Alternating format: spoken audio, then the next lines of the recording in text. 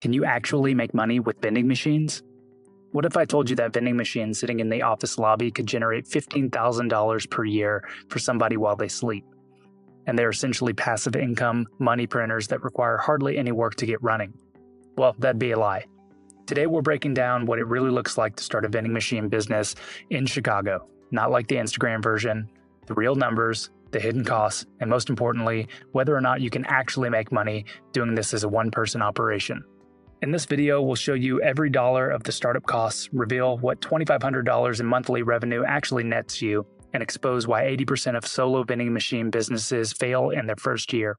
Let's look at what it looks like to start a vending machine business in Chicago. You buy 5 vending machines, you place them in cash-heavy, high-traffic spots, think gas stations, strip clubs, laundromats, places where people either have time to kill or need quick fuel.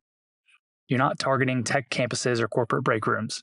You're hitting real city spots where cash is still king and impulse buys happen fast. You're doing it solo. You're the buyer, the delivery guy, the inventory manager, and the mechanic. This is blue-collar entrepreneurship. Low overhead, but also very hands-on. Let's talk about what it actually costs to get this off the ground. For example, let's say we have 3 used vending machines and 2 new ones. Used machines average around $2,500, new ones around $4,500. This gives us a total of $16,500 to start. The used machines will need card reader upgrades for modern payment processing, costing about $400 each, so another $1,200. For delivery and professional setup, let's budget another $1,000. Once you have the machines operational, you'll need to fill them with inventory, about $400 per machine, so that's another $2,000. You also want emergency backup inventory for another $500. If your machines are going to accept cards or mobile payments, they need internet access. Some host locations might let you tap into their Wi-Fi, but if not, you'll need cellular modems. That's about $15 per month per machine. For the year, that's about $900. Toss in your basic business license and permits for $600, equipment and liability insurance for $800 annually, tools and a dolly for $400, a cheap used truck for delivery at $3,000. Add an emergency fund for unexpected repairs and slow months at $2,000. Plus location scouting and relationship building costs of around $500. Your all-in startup cost is $27,300. That's just the baseline to get started. You haven't made a dime yet. Unless you're sitting on cash, you're going to finance this. At 8.5% over 3 years, that's $856 in monthly payments before you even sell a Snickers bar. All right, so what's the upside? A well-placed vending machine in an urban area like Chicago pulls in about $300 to $650 a month in revenue. That's gross, not net. Let's assume your 5 machines average $500 each month. That's $2,500 in total monthly revenue. Now let's see what you actually net. Your fixed monthly costs.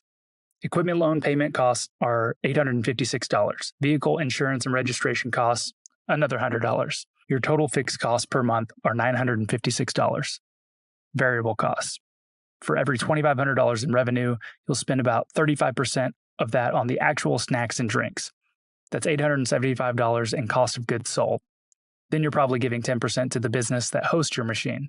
That's $250 in location commissions. Credit card processing fees at 5.9% cost $148 per month. Gas and vehicle maintenance cost around $200. Factor in restocking costs, maintenance, and the occasional dead week where the machine's either empty or jammed. And machine repair costs, another $50. Your variable subtotal is $1,523. The profit reality. Monthly revenue is $2,500. Variable costs are $1,523, which leaves you a gross profit of $977. You've also got $956 in fixed costs. Subtract this from the $977 of gross profit, you're down to $21 in net profit per month. So with average revenue of $500 per machine, you're making a tiny profit of just $21 monthly. That's only $252 per year in profit from your $27,000 investment. That's less than a 1% return. And here's the biggest reality check. 80% of solo vending operators fail in the first year because they underestimate the location challenges and ongoing costs.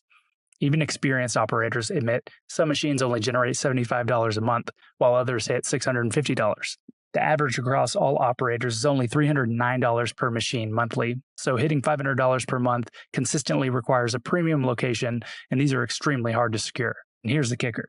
You won't know if you have one until it's too late. Now, if you're thinking that doesn't sound great, well, you're not wrong. Most vending machine businesses fail not because of the machines, but because people put them in the wrong places. The number one success factor in business is location, location, location. You need spots where people are standing around, where they're hungry or thirsty, and where they can't just walk across the street to a gas station or convenience store.